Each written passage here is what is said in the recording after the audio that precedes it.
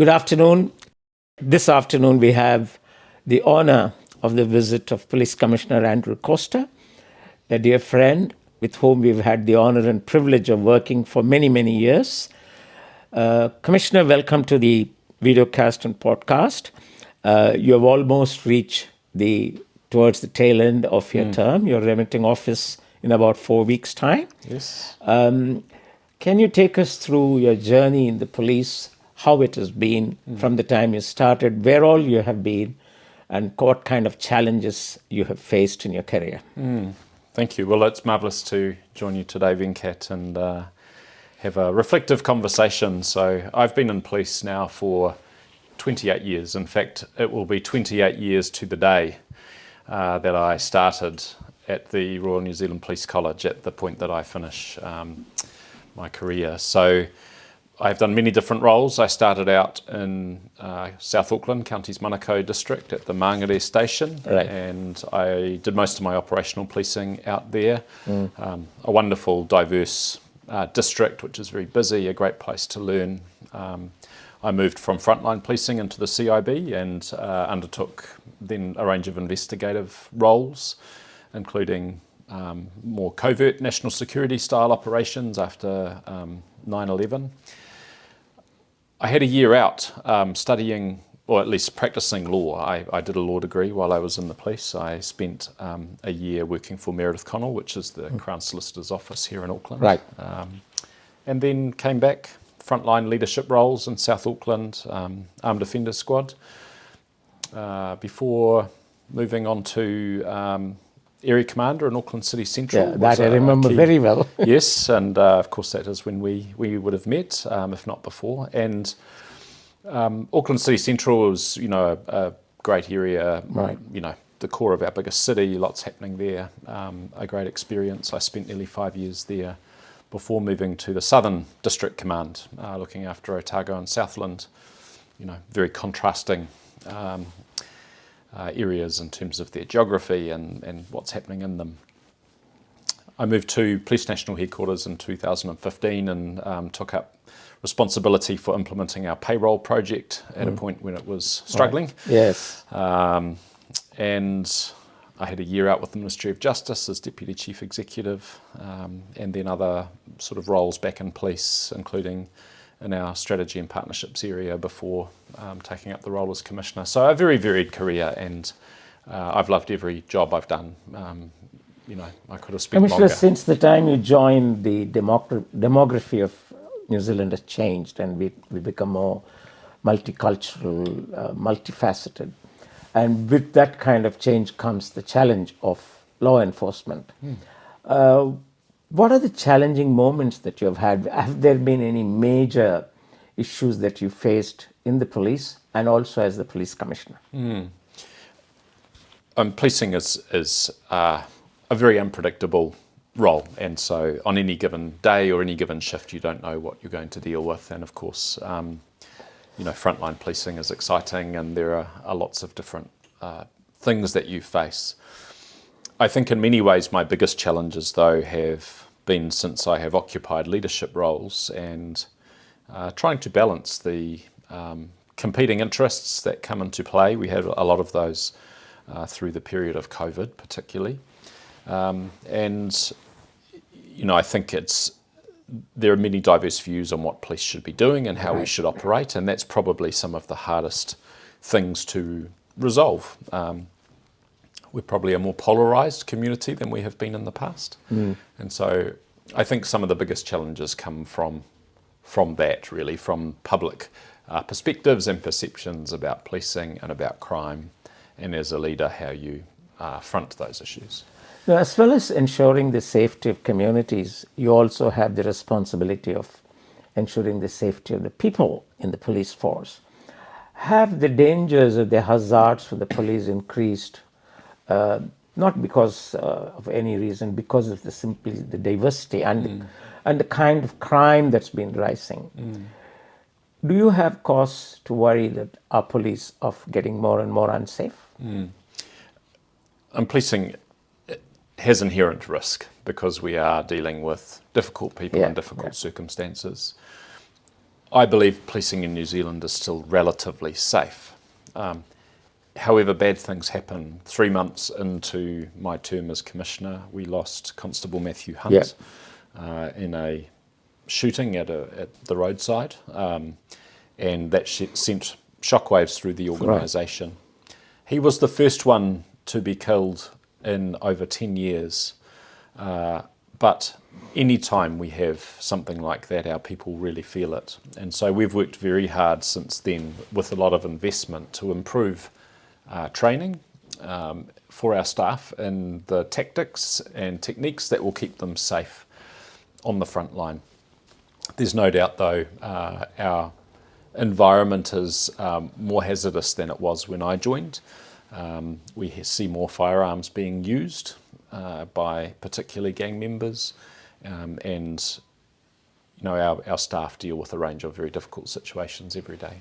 Two things arise here, Commissioner. One is the rise in gang crime, and the number of people contributed more so by 510 Australia, and the fact that the firearm police are not armed enough is the perception. So how do you see future policing, especially since you're leaving the force? How do you see it emerging as vis-a-vis the rising gang crime and the unsafe feeling of the police?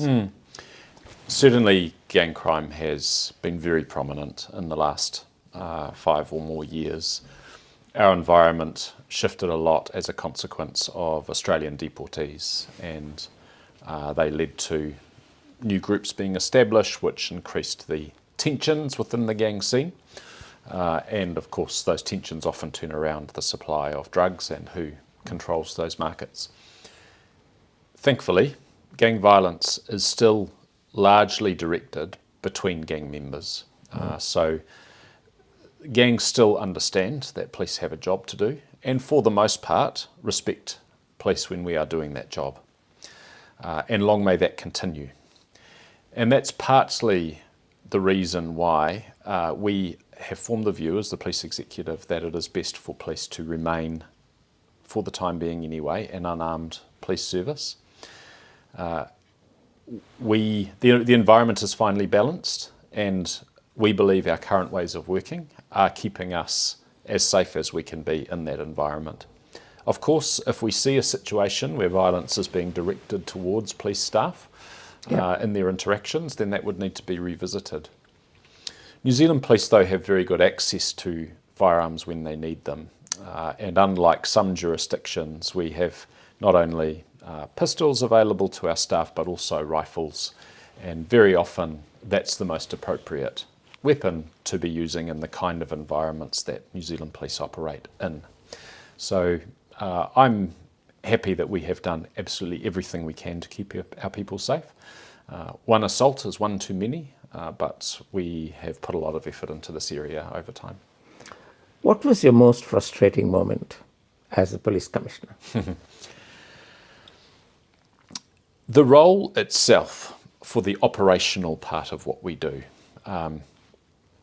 is relatively more straightforward than managing the public and political environment that swirls around policing.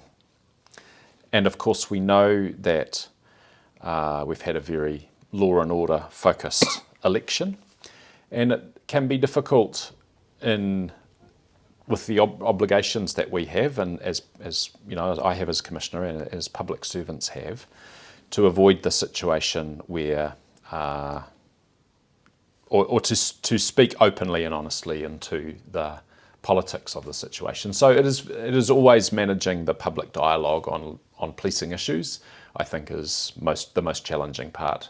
We're probably in a world now where not all of the information that circulates is fair and accurate. And social media has played a key part in this, and those are some of the challenges we have, balancing the fear of crime with the realities of what's actually happening. Did you feel targeted? No, I think that is putting it too strongly, because it's appropriate that there is public scrutiny of policing, and we expect there to be commentary and opinion about policing, but it is without a doubt the most challenging part of the role. Commissioner, you came in at a time which was extremely difficult, not just for New Zealand but also for the rest of the world, because you came in at a time, from memory, it was in April 2020. New Zealand was getting into the lockdown mode, and policing became even more critical during that period. And then a couple of years later, you had this Parliament standoff incident, which was one of the worst that we had in the history of New Zealand, as it were. That must have been one of the most tense few days that you had in Parliament. Looking back, how do you think you, as the Commissioner, managed the whole episode, as it were, and how did your people react to the situation?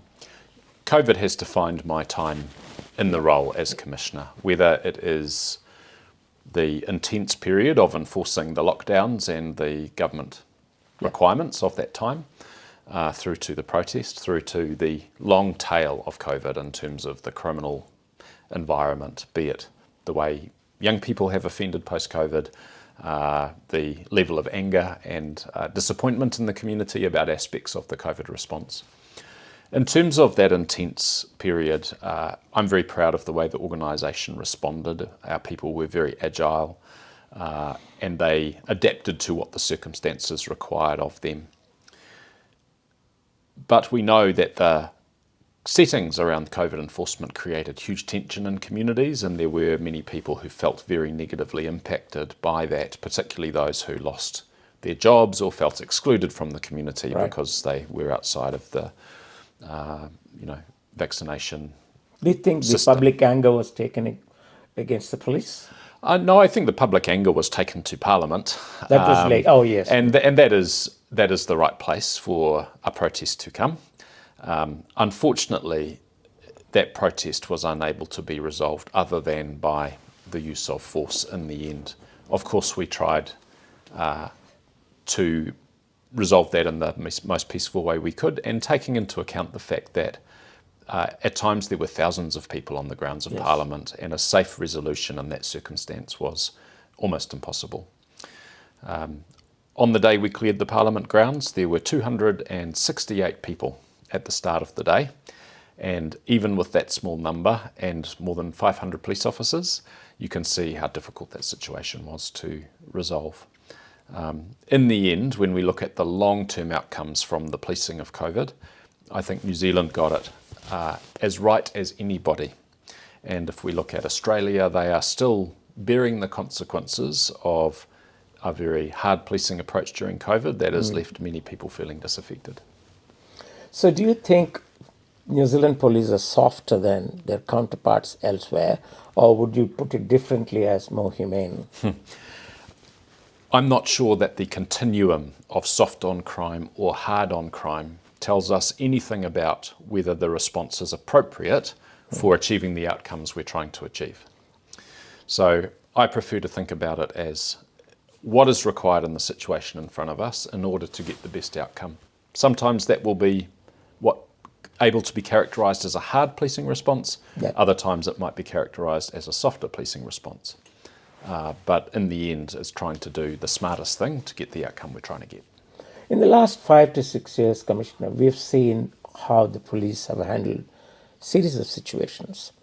If you go back a little, we can see how the police managed the earthquakes in 2011, and then March 15 to 2019, thereafter, COVID, so on and so forth. With all that, do you think retail crime was one of the worst challenges that you faced, or is it just a hype? There are a mix of things happening there with retail crime.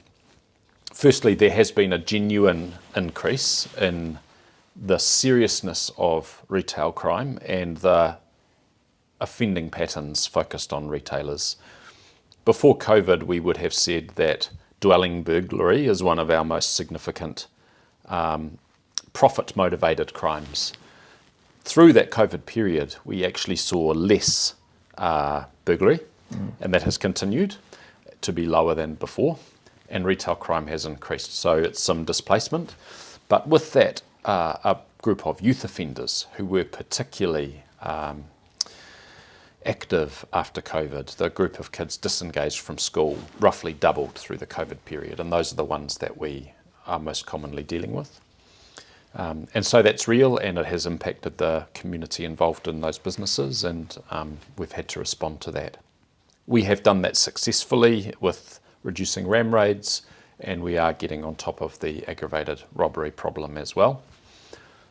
Many of these young people we have arrested 5, even 10 times. And so police can only be part of the solution. We can apprehend the offenders, but then we need to make sure that we are able to do the right thing with them. The other thing that is happening there is there has been a big increase in reporting by the major retailers through an online platform that they now use. And so that can skew the statistics, but I don't want to take away from the fact there has been a genuine increase in that area. What are the retailers telling you? Are they saying that they're still feeling unsafe? Are they telling you that you've got to get tougher? Although law enforcement is limited as far as the police, you can arrest, but you can't punish, because that's not your role. That's absolutely right. What I'm mostly hearing from the retailers now is that they feel police have responded appropriately, and we're doing everything we can. I hear plenty of commentary about the court system and whether the results are right, whether the penalties are strong enough, or whether we're getting the right results with the young people responsible when it's young people. But I think most people are recognising that police have put a huge amount of effort into addressing this problem. But as you say, we're not the ones who decide the punishment. Commissioner, arguably you lead the largest organisation in the country, almost 15,000 people, varying aspirations, varying degrees of excellence and so on. What kind of legacy do you think you're going to leave? We have an outstanding police service by international standards. I have no doubt of this. When I engage with my colleagues internationally and I see the way police services are operating, many countries look to us for the progress we have made in our focus on crime prevention, right, and the progress we have made culturally, both in terms of diverse cultural competence, but also in terms of how we are inside the organisation and to the people we deal with. In a period where crime has been particularly challenging, some of that is less appreciated locally than it is internationally. My legacy, I believe, is an organisation that has an outstanding culture and the right mindset and attitude towards the people that we engage with every day. We have hugely built our capability in areas like investigation of organised crime, and we're getting some great results there. And we also have been through a period where we have uplifted the capability of the front line, particularly focused on their safety to deal with the environment that we face. But we all build on the shoulders of the people who went before us, and the organisation is bigger than one person. So, is there any area, or are there any areas where you feel that you could have done more or better? Oh, I think you'd be lying if you looked back on your time and said, you know, I couldn't have done this better or that better. There are always things. But I don't have any regrets. Would it be retail crime? Would it be drug haul? Would it be the general law and order situation? Where do you think you feel that you could have done better if you're asked to do it again? One of the things that we have observed in recent times, I think the last 10 years, is a growing gap between perceptions of safety and actual safety. Yeah. And we can understand why this is the case. What you used to read about the next day in the newspaper, you now see on social media in real time, high resolution footage of crimes in progress. And so we feel much less safe than we ever have.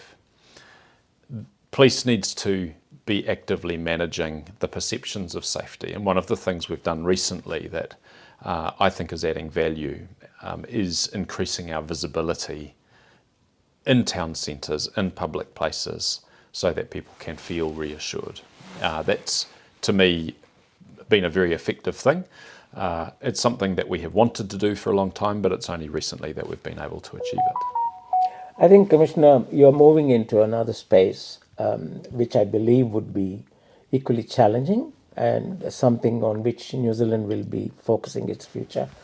How much of you think your new role is going to be? I'm excited by the new opportunity. It is As the as Chief Executive. the Chief Executive for the Social Investment Agency, Secretary for Social Investment. This role is, I believe, on a similar continuum to police. Police work a lot at the bottom of the cliff of social failure. The new role is about trying to get the settings right at the top of the cliff to get better outcomes for the large investment that the country has in social outcomes. So I will bring a lot of knowledge and understanding about what is happening in communities when things don't go well. So it's an exciting opportunity. I will miss police. It's a marvellous organisation, and I'll do a shameless plug for police recruitment, which is to say it's a career that I would recommend to any young person who has an interest in it. There's so much opportunity, and we need good people. So I will miss the organisation, but I'm delighted to be able to serve in a different way. Miss you, Commissioner. We wish you all the best. We know that you're stepping on to another role, which is equally challenging, and we wish you well. And we're sure that you will bring to bear your 28 years of experience in the police, and we are always there to support you. And thank you for visiting us, and we wish you all the best. Thank you, Venkat. I really appreciate the relationship, particularly with our many diverse communities. So wonderful to be with you today. Thank you.